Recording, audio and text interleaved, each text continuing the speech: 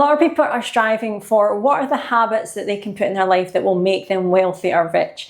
Well, did you know the Bible actually talks about this very clearly, and it's probably the handbook that you're not going to yet. I'm really excited to share with you 5 biblical wealth habits. They were proved to apply in the past and they still apply to us now living in modern day life. Hi there, welcome back to my channel. My name is Jennifer. I'm a Christian entrepreneur and CEO. I've run businesses for many years myself. And did you know that the Bible actually is the ideal textbook for how to run a business and also to grow wealthy in our personal life? Here in this video, we're going to talk about 5 commonly mentioned biblical habits that truly will drive wealth and success in your life. Now, before I start, I'm going to give some general advice that I go by personally as well. Because I am someone of the Christian faith, I know who I listen to and take advice from really matters. I always like to see it as, would I want that person's life if I took on board their habits? Are they living the life that I want and getting closer to my goal of becoming more Christ-like? And also find the scriptures that I mentioned to develop it more in your life as well. The first biblical principle is diligence and hard work lead to success and wealth. Now, we see this all throughout scripture. If you're someone who loves reading the Bible as I do, you will know there's a lot of stories of key people who were very wealthy, and they really explain how they got there. First of all, they had a deep belief in God. God gave them a plan, but they also worked very hard towards that plan. And I think that's something really key. In today's society, everything will be wanting your attention and focus. When you switch instead to focusing on what God is asking you to do, that's when you find the wealth will appear. Very famous scripture is often quoted as well, that if we seek after God's kingdom, everything else will be added to us. I really testify to you that is the truth. There is a scripture within Proverbs 10 that's really key here as well. Proverbs 10 verse 4 says, "Lazy hands make for poverty, but diligent hands bring wealth." You see, it's very clear that you cannot have wealth and success in material things if you're not willing to work for it. And that often means that God is asking you to create things that He can then multiply far more than you can imagine. So whenever God's given me a vision or an idea for a business or something I have to create, I know it's going to require a lot of work from me. That's what I signed up for. But He's then going to take it and be involved in it. Then the outcomes come completely from Him as well. I know that I've been faithful in creating that product for Him. This area as well is really encouraging us to focus on the skills that we have, the gifts and talents that you enjoy doing. You see, I'm very much a believer that God doesn't want you to suffer for what He's asking you to create. He's going to use what He's put in you already. And that could be that you love to create digital products. It could be you love languages. It could be that you love getting in front of a camera like I do and helping people. God will put the things that you're passionate about and find easy so that you can then help and better the world. I truly believe here, and I want to encourage you as well, that see, when you're persistent and focused on something, that's when the opportunities open up for wealth and joy and happiness in your life. Let me give as an example my own YouTube and content creation journey. I started making videos in 2018, and for the first year, I think I probably got a couple of hundred views every video, and then I just got over the 1,000 subscriber mark. Now that's humble beginnings by a lot of creators. Some creators get it very quickly, where they hit millions or hundreds of thousands within 6 months. But God consistently asked me to turn up and make those videos. I do that as well. Every week, it doesn't matter how many views or people watch, I know that I'm making the content that is helping at least one person out there. And so when you're making content, when you're making any products, you are going to probably have to show up and not see immediate results. However, God has said He will bless your hands if you put in the hard work and effort. The second biblical habit that is really key for wealth and success, for it to appear in your life, is wise stewardship, and along with that, financial planning. You see, when we think about wealth, we're obviously going to financial wealth, but we're also going to things that we're managing in our life as well. We're wealthy because we have a roof over our head, we have things to wear, we have things to do and to enjoy. A lot of people don't have that in the world yet. And so when we have these responsibilities, God is actually wanting to see how we manage them. I really encourage you to check out the parable of the talents in the New Testament. I actually have a video on this particular parable indeed, because it's so important. It talks about managing what we have so that it multiplies and grows. You see, God wants to see that we're good stewards. And I think this is what really all it's about. If you want to be a manager of a lot of money and a lot of resources, well, can you actually manage small amounts consistently based on His principles? It's focusing also not on impulsive spending, thinking about our needs and desires in the moment, but what we want to long-term achieve. Now, I've got lots of videos all about financial planning, budgeting, investing. These are all great concepts to learn about. I really encourage you to check them out, and I'll leave them in the description that you can do that. Let's go to another scripture and let's check out the book of Luke. Luke 14 verse 28 says, "Suppose one of you wants to build a tower. Wouldn't you first sit down and estimate the cost?" You see, budgeting, saving, investing, looking after our money is all part of stewardship. When we're in situations where we feel lack, it's usually down to perhaps lack of money, where we think God's given us an idea, but the money's not there, so we can't do it. That's not the case. God doesn't check your bank balance before he asks you to do something. Sometimes he's asking you, have you got faith that the money will appear?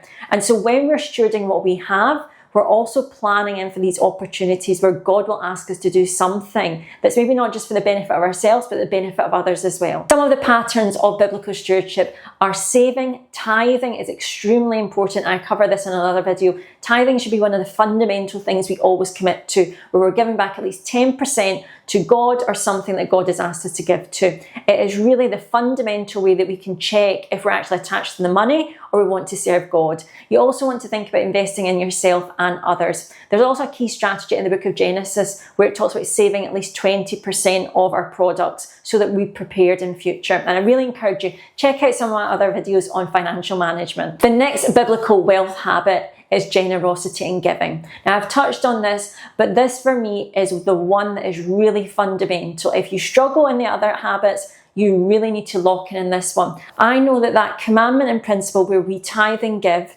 then allows God to outpour financial blessings and other things in our life. Now, this comes from Malachi 3, of course, it's in the Old Testament, that it literally says, if you tithe, you give back to God already with the money that he gave you and 10% of it, then the windows of heaven will open to you. And I'm going to paraphrase, but basically the scripture says, you have to test God with this. Now, it's the only place in the Bible where God asks you to test him. God will absolutely keep his promises to you, but with money, he's saying, go on, I dare you to test me and see that I don't provide for you. God is a keeper of all his promises in the Bible to us, but this particular area with money, he's really testing to see, are you going to follow through and give back to me a small portion, and where does your heart belong? The Bible is the only book that really teaches about this paradox, that if we give, we receive, and I really testify to you, I committed many years ago to giving 10% of my personal income and my business income back to God, or where he wants me to send it in the world, to good things and things I wanted to support. Ever since then, there's always been food on the table, there's always been a roof over my head,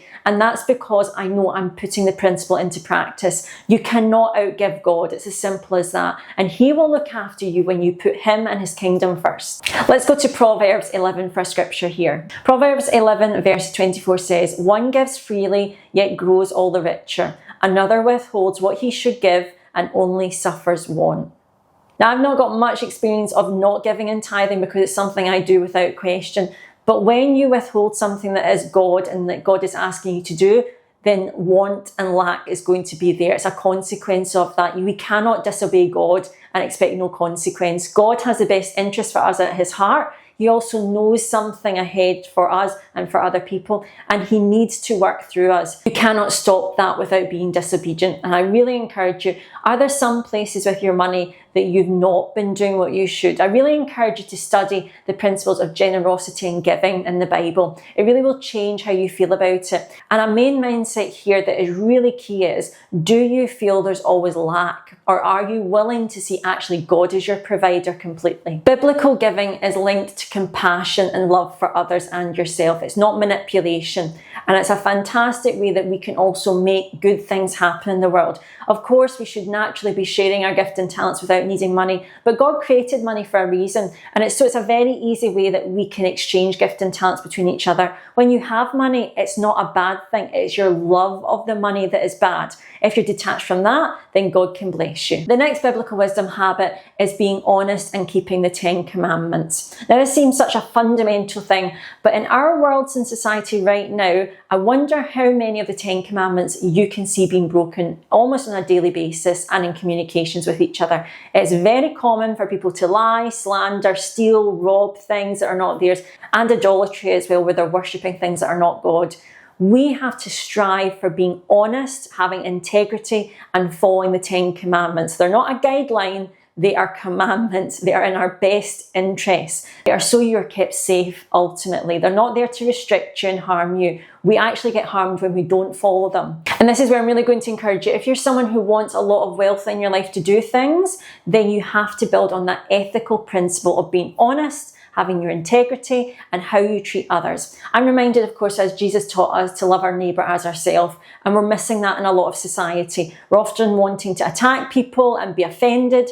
I really encourage you, get out of that habit very quickly, and you know that God will bless you. Your reputation really matters. We learn about this in Proverbs as well, and I really encourage you, if there's habits that you have, things you have dealt with in the past, how you've dealt with other people, this is your time to repair those. This is a time really to restore your reputation and your integrity. It only takes a moment to apologise, say you're sorry, or make amends for what you've done, and also come from a place of forgiveness towards people. It's very common for other people to offend and actually hurt us quite badly. Make the time to forgive them. Put it back in God's hands, and then you carry on with what you need to do. Let's go into the book of Proverbs for this habit.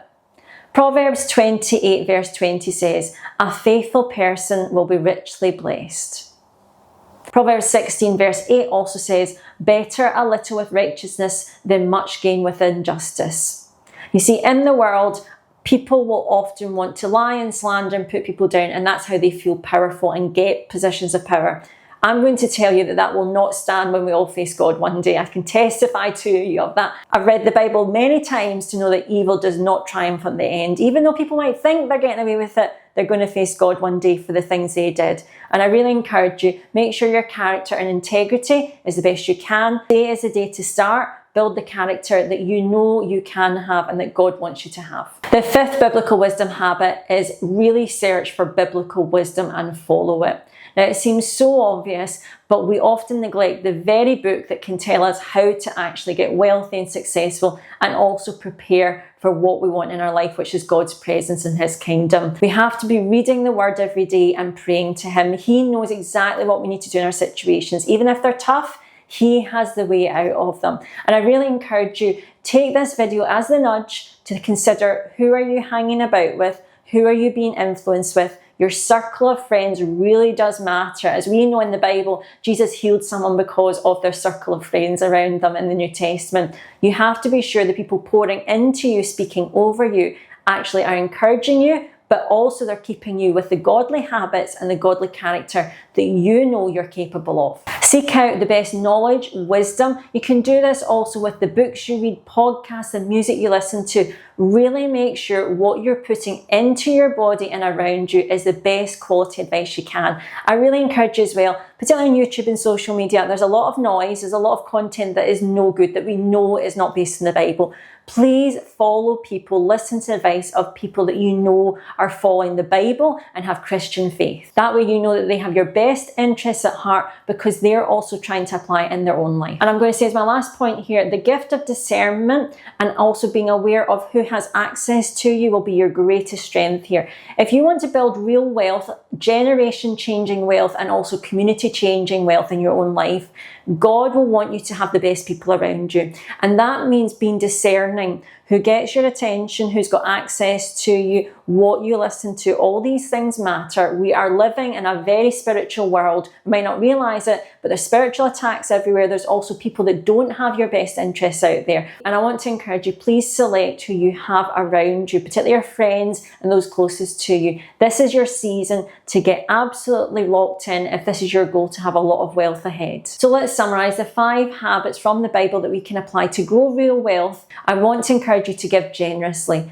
Build on good knowledge. Seek out after the best things in the Bible. Make sure you're praying every day and seeking God's specific wisdom for your life. Make sure your circle of friends and your advisors are also the best that they can be, and they want to see you succeed. Think about also the habits you have in your life. And I really encourage you, if you have enjoyed this video, please do check out my other ones. I'd love to have you as a follower of this channel. If you hit subscribe, you'll be able to catch up with all my videos that I put out. If you hit like, it also helps somebody else perhaps find it in the algorithm. Thank you so much for watching today. I'll speak to you very soon.